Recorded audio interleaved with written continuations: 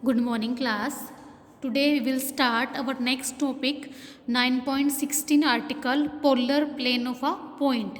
अब देखो last lecture में अपने 9.2 एक्सरसाइज कंप्लीट की थी. नेक्स्ट है हमारे पास 9.3 एक्सरसाइज. उसके कुछ आर्टिकल्स हैं वो स्टार्ट हो रहे हैं. सबसे पहले आपके पास है polar plane of a point. इस आर्टिकल के नेम से आपको ध्यान आ गया होगा कि हमने ये कहीं पढ़ा है पहले. पोलर प्लेन के बारे में हमने चैप्टर नंबर 6 स्फीयर में पढ़ा है. वहाँ हमने सेम आर्टिकल पढ़ा है. इसकी डेरिवेशन भी बिल्कुल सेम है. बस क्या डिफरेंस है, वहाँ हमने पढ़ा है polar plane of a point with respect to a sphere. यहाँ हम पढ़ेंगे polar plane of a point with respect to a conicoid. ठीक है, जो हमारा सरफेस है यहाँ पे कोनिकॉइड है. ठीक है, ये सारा सेम है, इसलिए मैंने इस आर्टिकल को नहीं कराऊंगी, इसको आप अपने आप करोगे. ये सेम है 6.19 आर्टिकल, पेज नंबर 6.44 पे है.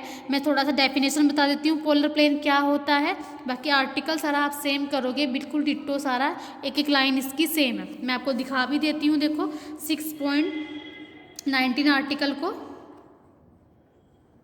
देखो, ये रहा आपके पास 6.19 article. Equation of the polar plane.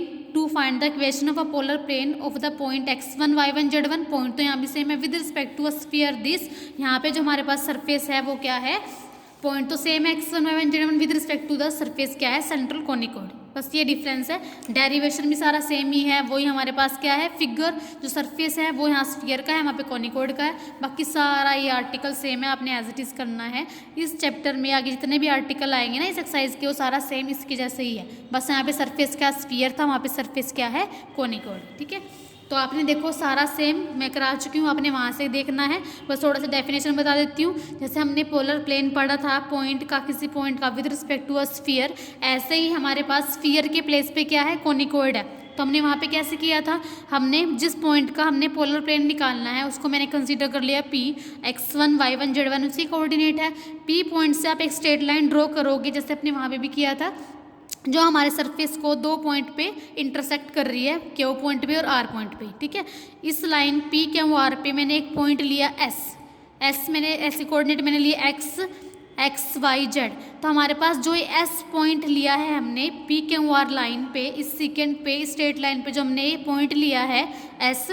ठीक है, तो हमारे पास जो डिस्टेंस PS है, ठीक है, जो हमारे पास जो डिस्टेंस P से लेके S तक है, ये डिस्टेंस हमारे पास हम मानेंगे कि जो हमारे पास PS डिस्टेंस है ये Q पॉइंट पे तो इंटरनली डिवाइड होगा. जो PS डिस्टेंस है उसको Q पॉइंट इंटरनली डिवाइड करेगा और R पॉइंट इसको बाहर से डिवाइड करेगा इन द सेम रेशो.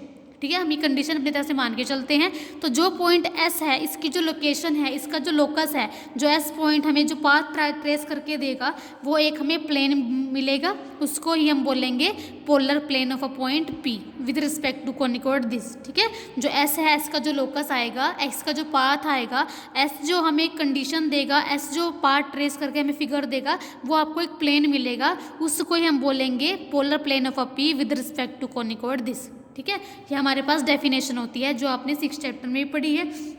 सारा कुछ वही है. देखो, let P Q R be a straight line secant है through P meeting 1 in Q और R पे. S हमने कोई पॉइंट ले लिया P Q R लाइन के ऊपर, सच दैट जो PS डिस्टेंस है वो डिवाइड होगा इंटरनली Q पॉइंट पे और एक्सटर्नली R पॉइंट पे इन द सेम रेशो. हम ये खुद कंसिडर करके चलेंगे. तो जो हमारे पास S पॉइंट है उसकी जो लोकेशन है, लोकस है, उसको हम क्या बोलेंगे, polar plane of a P. और P को जो हम बोलते हैं पोल बोलते हैं पोलर प्लेन का. ये सारा आर्टिकल बिल्कुल ही ईजी है. सेक्शन फार्मूले से आपने Q पॉइंट के, ठीक है, और R पॉइंट के क्या निकालने हैं, आपने कोऑर्डिनेट निकालने हैं. उसके बाद Q पॉइंट सरफेस के ऊपर लाई करेगा. ठीक है, तो आपने इस पॉइंट को उठा के, जो Q पॉइंट की कोऑर्डिनेट आई, उसको उठा के कहाँ पुट करना है, सरफेस में पुट करना है अपने. उसके बाद सिंप्लीफाई करना है. K स्क्वायर में आपके पास, K में आपके पास इक्वालिटी इक्वेशन आएंगी, इसके 2 रूट्स आएंगे. ठीक है, पर हम तो यहाँ पे जो वहाँ पीस डिस्टेंस है वो एक्सटर्नली इंटरनली डिवाइड होता है. ठीक है, तो सेम रेशो में तो हमारे पास जो इसके रूट्स आएंगे वो इक्वल तो आएंगे, पर एक्सटर्नली इंटरनली की वजह से, क्योंकि ये PS डिस्टेंस है इंटरनल डिवाइड हो रहा है और R पॉइंट पे और R इसको एक्सटर्नली डिवाइड कर रहा है. तो हम यहाँ पे इंटरनली में पॉजिटिव साइन लेते हैं, एक्सटर्नली में नेगेटिव डायरेक्शन लेते हैं ना, क्योंकि क्योंकि ये तो इसको इस PS डिस्टेंस को अंदर इस तरह वे में डिवाइड कर रहा है अंदर की तरफ, और इसको R पॉइंट इसको बाहर की तरफ डिवाइड कर रहा है, डायरेक्शन अपोजिट है ना, तो इस केस में हम प्लस माइनस साइन लेते हैं, पर सेम रेशियो की वजह से रूट्स तो सेम लेंगे पर अपोजिट साइन के साथ, ठीक है। तो सम ऑफ रूट मान लो अगर इसका एक रूट K1 है तो दूसरा क्या आएगा माइनस ऑफ K1, तो उनका सम ऑफ रूट कितना हो जाएगा 0। तो coefficient of sum of root का मतलब B इज इक्वल टू 0, क्योंकि सम ऑफ रूट का फार्मूला क्या होता है माइनस B/A, तो B इज इक्वल टू 0, तो coefficient of K is equal to 0 यहाँ से। तो उसके बाद आपके पास ये कंडीशन आ जाएगी, ये आपके पास क्या है equation of a polar plane of a P with respect to central conicoid this. Clear है, एक बार कर लेना, सेम वैसा ही है जैसे हमने चैप्टर नंबर 6 में किया था। नेक्स्ट है आपके पास रेसिप्रोकल प्रॉपर्टी। अब जितने भी आर्टिकल है वो सेम है, वहाँ पे भी हमने रेसिप्रोकल प्रॉपर्टी की है, मैं आपको दिखा भी देती हूँ, देखिए ध्यान से। पोलर प्लेन की इक्वेशन हो जाने के बाद रेसिप्रोकल प्रॉपर्टी है हमारे पास, सी पोलर प्लेन की इक्वेशन होगी, उसके बाद यहाँ पे देखो रेसिप्रोकल प्रॉपर्टी है वो पोलर प्लेन्स। रेसिप्रोकल प्रॉपर्टी में हमने क्या पढ़ा था कि अगर आपके पास polar plane of a point P with respect to a sphere passes through a point Q, then Q का जो पोलर प्लेन होगा वो P में से पास करेगा, मतलब उल्टा हो जाएगा। ऐसे सेम यहाँ पे भी है। रेसिप्रोकल प्रॉपर्टी के लिए क्या होगा, इफ़ अगर हमारे पास दो पॉइंट है P एंड Q, ठीक है, दो पॉइंट है P और Q, if the polar plane of a point P, जो P का पोलर प्लेन है अगर वो Q पॉइंट में से पास हो रहा है with respect to central conicoid this, तो जो Q पॉइंट का पोलर प्लेन होगा with respect to this central conicoid वो कहाँ से पास होगा P पॉइंट में से, ठीक है, बिल्कुल ईजी है, सेम है, डिट्टो सेम जो हमने 6 चैप्टर में किया है। देखो if polar plane of a P with respect to conicoid this passes through the point Q, then the polar plane of a Q passes through P। तो simple सी बात है, सबसे पहले अपना कोनिकोइड लिखेंगे, हम दो पॉइंट ले लेंगे P और Q, तो मैंने पहला P ले लिया x1 y1 z1, दूसरा Q ले लिया x2 y2 z2। वैसे कराने की नीड नहीं है, सारा हमने वहाँ पे किया हुआ है, फिर भी एक बार बता देती हूँ ताकि आपको याद रिमाइंड आ जाए, याद आ जाए सारा।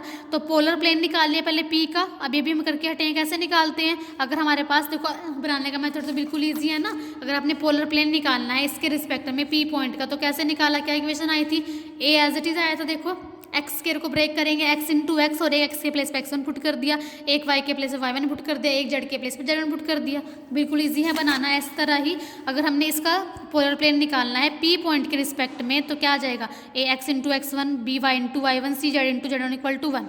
अब मैं मान के चल रही हूँ कि अगर ये पोलर प्लेन Q पॉइंट में से पास होता है तो क्या कंडीशन आती है, पास करने का मतलब है कि ये इसको सेटिस्फाई करेगा Q पॉइंट, तो x के प्लेस पे x2, y के प्लेस पे यहाँ पे y2 और z के प्लेस पे z2 पुट हो जाएगा, तो हमारे पास ये कंडीशन आ जाएगी, ठीक है, इसको हम यही छोड़ देंगे। अब अगेन हम पोलर प्लेन Q का निकालेंगे with respect to conicoid this, वो कितना हो जाएगा a x इंटू x2, क्योंकि इसके x2 y2 z2 कोऑर्डिनेट है, b y इंटू y2। तो इसके लिए मैं कंडीशन लेके चलूँगी, अगर ये P पॉइंट में से पास हो रहा है तो P पॉइंट सेटिस्फाई करेगा। तो देखो ये वाली इक्वेशन और ये वाली इक्वेशन तो सेम आ गई, तो इसका मतलब है कि हमारी कंडीशन तो ट्रू हो रही है। अगर मैं P का पोलर प्लेन लेती हूँ Q में से पास हो रहा है, अगर Q को लेती हूँ तो P में से पास हो रहा है, सेम कंडीशन आ रही है, ठीक है। तो इसका मतलब है कि हमारे पास जो स्टेटमेंट है वो ट्रू है, जो एक का पोलर प्लेन दूसरे में से पास होता है, दूसरे का पहले वाले में से पास होता है, तो रेसिप्रोकल प्रॉपर्टी इनके लिए होल्ड होती है, क्योंकि हमारे पास जो हम जो कंसीडर करके चल रहे हैं वो वैल्यू ट्रू हो रही है ना, यहाँ से एक का दूसरे में से पास हो रहा है, दूसरे का पहले में से, कंडीशन सेम आ रही है, ठीक है। अब है pole of a given plane, अब वहाँ पे भी अपने पोल निकाला था गिवन प्लेन, इसको आप अपने आप करोगे सारा, ये बिल्कुल ही इजी है, ये सारा आर्टिकल आप अपने आप करोगे, वहाँ पे भी हमने पोल निकाला था, उससे नेक्स्ट आर्टिकल यही है। उसके बाद है condition for two planes to be conjugate. Two plane conjugate का मतलब क्या है, वही रेसिप्रोकल प्रॉपर्टी एक तरह से ही, अगर आपके पास the pole condition for two planes to be conjugate, इसमें क्या है, if the pole of a plane alpha with respect to this centre conicoid lies on a plane beta, then pole of a beta lies on alpha. ये same article है, वहाँ पे हमने किया हुआ है, अपने आप करोगे, ठीक है। उसके बाद है पोलर लाइंस का भी सेम डेफिनेशन है।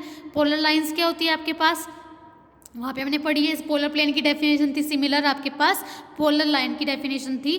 क्या है पोलर लाइन की डेफिनेशन, देखो बता देती हूँ। अगर आपके पास दो लाइनें हैं, उनको आप पोलर लाइन कब कहोगे, अगर पहली वाली लाइन पे मैं पॉइंट लेती हूँ P, दूसरी वाली लाइन पे लेती हूँ पॉइंट P डैश, तो फर्स्ट लाइन के ऊपर जो पॉइंट है उसके रिस्पेक्ट में जो पोलर प्लेन होगा, अगर वो आपके पास P डैश में से पास होगा, तो P डैश की दूसरी लाइन पे जो पॉइंट है P डैश, उसके कॉरस्पॉन्डिंग जो पोलर प्लेन होगा वो कहाँ से पास होगा, P में से। तो ऐसी लाइन को हम क्या बोलते हैं, पोलर लाइंस, ठीक है। देखो let P be any point L, P P dash be any point L dash if the polar plane of P with respect to central conicoid passes through P dash किसके ऊपर है, L dash के ऊपर, then bye reciprocal property हमें पता है कि polar plane P dash कहाँ से पास करेगा, P में से, ठीक है, और P किसके ऊपर, पॉइंट L के ऊपर, तो उसका मतलब जो polar planes of P passes through L में से, तो उसका मतलब यह है कि इस तरह की लाइन जो इस तरह कंडीशन को सेटिस्फाई करती हैं उनको पोलर लाइंस बोलते हैं, ठीक है, कि एक के रिस्पेक्ट में पोलर प्लेन दूसरे में से पास होना चाहिए, दूसरे में से पहले में से पास होना चाहिए,